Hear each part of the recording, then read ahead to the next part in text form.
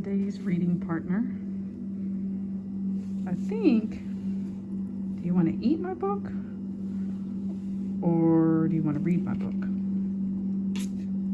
What do you think? We'll see, because it's time to read.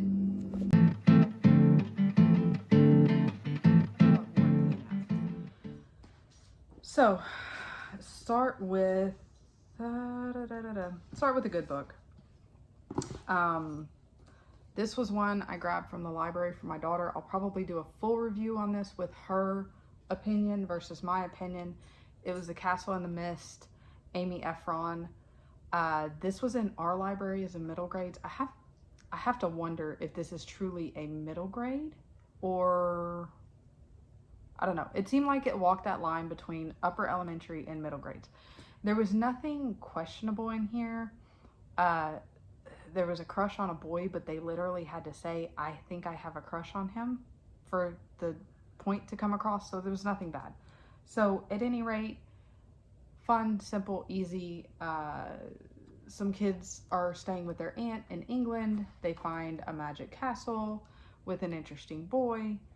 On the inside flap, it says, it reminiscent of Half Magic and The Secret Garden. To me, too, you can throw in some Pinderwicks in there. Same idea, like secret magic, friends, summer. It was a good read. It was fun. She'll enjoy it. That's going to be coming up for her soon.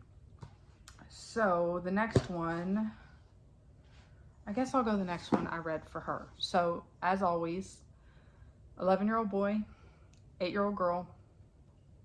He's solid middle grade reader. She is that upper elementary starting to dabble in middle grades stuff. So do some pre-reading for both of them. So gonna have different stuff that I've pre-read, different stuff that they've read. Sometimes I'll give you their opinion, sometimes I'll give you mine. It is what it is. The next one, Cressida Cowell, The Wizards of Once.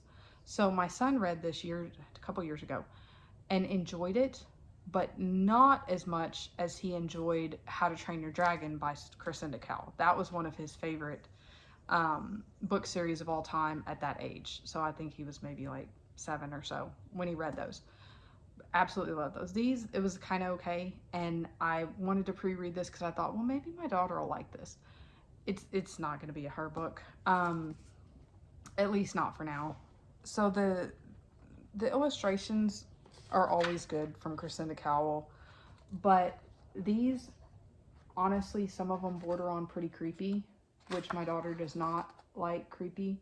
Even the good characters, like the ones that you're supposed to like this is like a snow cat, something, I don't know. Even those kind of look a little creepy, and that's not her vibe. So I'm not going to call this a DNF, because it's not that I DNF'd it because it was a bad book. It's just I got like that far into it, this bit, and realized that this was not a book for her.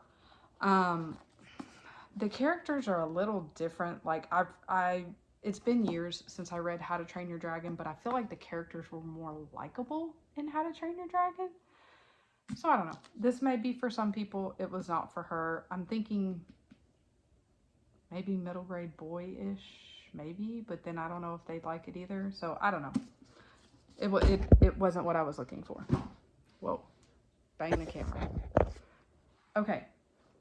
Where am I gonna go? Okay, I'll go for the winner of this little reading group is Soul Surfer. So bought this a couple weeks ago. Read it myself to pre-read for my son just because I didn't know how heavy it was going to be. This is an awesome book. I love this book. It's not like the most sophisticated writing you've ever read or anything like that. It is literally read by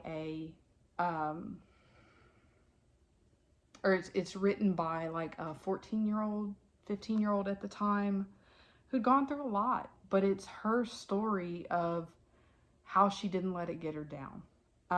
It says a story of faith, family, and fighting to get back on the board, and that is exactly what it is.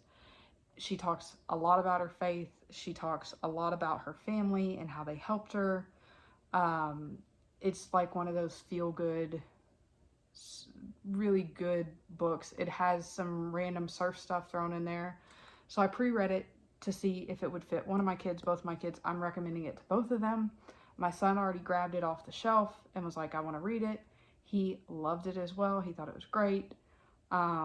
Just a really, really good book. I wish that I'd read this sooner. I know there's a movie. We'll probably watch the movie soon. I'm like, I don't know, a decade late, because when did this come out? 2004. So 20 years late, but good book. Okay, now some books that I read for myself. The first one is a series that I've started. I actually read the first book in this like a year ago, probably last summer. This is Death Without Company by Craig Johnson. This is the Longmire mysteries. There's a show on it. I haven't watched the show. I'm trying to read the books before I watch the show, but if I keep going this slow, I'll be like 80 by the time I watch the show, so we'll see. The first book was okay. It took me a while to get into it, but by the end of the book, I was really into it and really invested in the characters. I need to quit swinging this around probably. But, so I enjoyed it. So I got this one. The story, I actually feel like in this one was actually better. It sucked me in a little earlier and got me interested, but I don't feel like it moved as fast. So this one is like it's kind of a family mystery. So there's a community of people, and there's a person found murdered, and then he finds out that it's linked to a friend of his and lots of stuff. So if you are interested in anything like that, I would almost call it, it's not a Western, they don't ride horses, but it's like a murder mystery. It's not like overly funny or anything, but it's a good read. I enjoyed it. I'll read the next one and see. I don't know if I'll read the whole series. We'll see. The last one was a DNF, big time. So this is Death in the Sunshine by Steph Broadribb. Saw this recommended somewhere. I don't remember where. I've watched way too many booktube videos lately because I've been on a book kick. But saw this recommended, and it looks like beachy vibes, and I was like, oh, okay, Death in the Sunshine. It's a mystery about Florida. It's actually called the Retired Detectives Club, and I was thinking, I don't know, Miss Marple-y, kind of like fun detective stuff in the sunshine. It's not really any of that. I feel like it's trying to discuss PTSD and the things that come from that, but it doesn't do a very good job. It spends like I read to 100 pages, so this is a large print because that's what my library had. But I read like that much of it, okay, this much, and just couldn't get into it. It tells you, sorry, had a message come through. It tells you over and over and over and over and over how she can't get over her past. And that's what I think it is. It tells you everything. Like, it tells you the grass is green. It tells you this. It tells you that. Nothing is developed or painted picture-wise as far as the mood or anything like that. It's just like throwing facts at you. And I didn't love the characters. Like the one who was the retired detective, she didn't have a personality. And these are normally the kind of books I like a simple, easy mystery thrown in every now and then amongst the other stuff that I read.